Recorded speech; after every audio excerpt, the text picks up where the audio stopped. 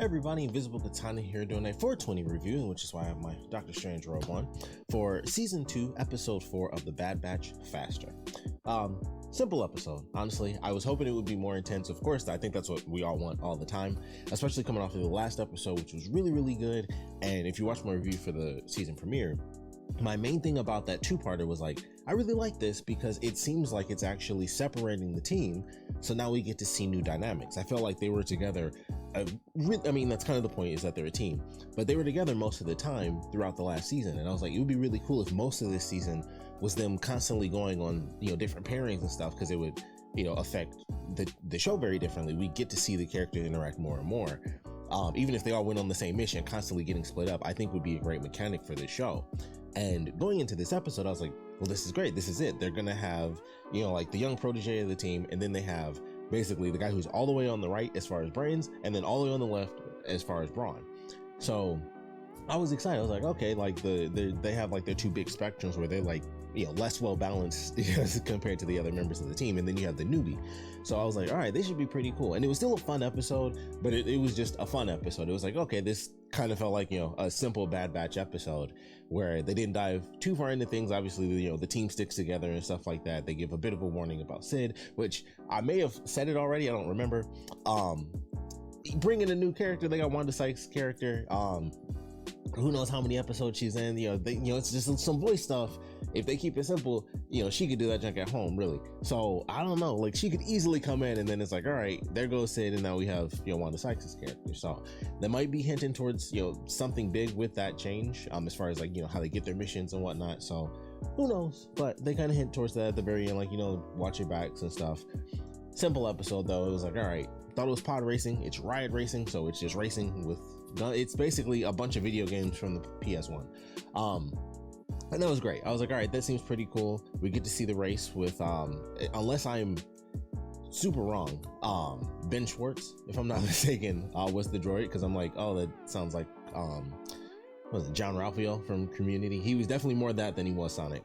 But I was like, okay, this is interesting. And then he gets killed, and then I was like, okay, he's out. And then, it's like, all right, well, obviously anything goes. Of course, the deal goes wrong. Sid gets taken, and like, all right, double or nothing. Droid gets hit again. I was like, oh, okay. I didn't see that coming. And then, of course, we have Tech. He ends up going up as the racer, and it was cool. I was like, all right, technically this was like the first big Tech moment, and I was like, that's cool. I really like that. And of course, especially with him doing something where his planning and everything with him being super smart allowed him to do something that is based on just like the pure skill of it all. So that was actually pretty fun. It would have been really cool if it was longer. I felt like it was surprisingly short, but I like the way they handled it. Like him going through the secret tunnel. Of course, we knew that was going to happen. Like that was obviously, a Chekhov's gun situation. So I enjoyed that for sure. I like the way they even handled it, where it was like, all right, he didn't just kind of go through it. It was like a giant gap in the pipe, and he used the momentum to swing all the way around. And the other guy, when they hit that second jump, he just wasn't fast enough. And so, of course, he plummets, I would assume, straight down to his eternal demise. But I like the way they handled it. And of course, things end, and everything's pretty simple. Once they ended, it was just like, okay, they went in, they lost the race.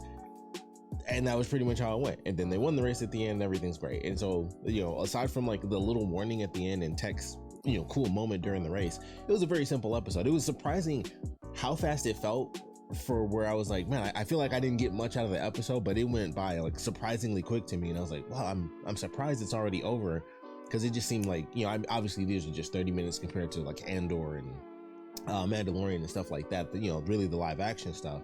But for some reason, it just seemed super fast. I think technically it was only like 20 minutes. Maybe that's why, or I guess it was the normal. I mean, full time was like 24 minutes, but with credits, I guess it was like 22. But even that, that's still pretty much the basic amount of time. And it just seemed like it flew by. And I was like, wow, I really didn't get anything from that. It's not like it was a bad episode, but it's going to be one of those things where it's like, I'll probably remember it a little bit, only because of the Tech situation, where it's like, that'll be like one of his cool moments. But other than that, it was like just a flyby episode. If they reference anything from this episode, I highly doubt I'll remember, outside of them actually saying like riot racing and stuff. I'm like, I don't know. They could bring back the big guy, who knows. But I was like, all right, it was a quick episode, and it was one of those ones for sure where I was like, I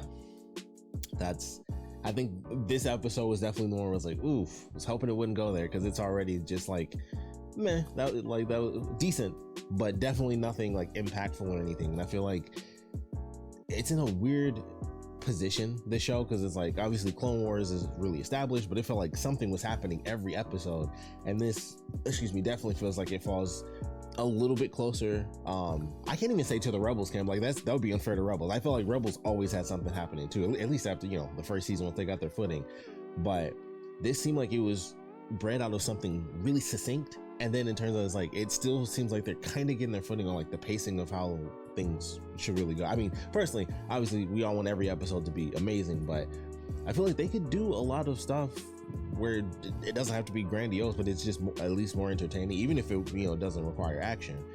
And it's just like, man, I feel like, I hope this is like the lowest point we get to. It wasn't bad, but I don't want to go lower than this, because I'm already like, man, I want to get to like just some really cool hype stuff, or at least better missions. Even if the missions don't do anything, they had that, I think in the last season they had an episode where they literally did nothing. I don't think they even left the actual planet they're on when they did the thing in the caves. I think that was even on their home turf, and it was like, okay, at least that episode was tense. They basically did literally nothing but get the box. I think they dropped the box, and then they had to get the box again, and that was literally the whole episode. And I was like, okay, I still enjoyed that for some of the stuff they did. So if it can be that way, even though that whole episode was just a full circle, this one was too, but I was just like, it wasn't as intense or anything like that, or really exciting to me.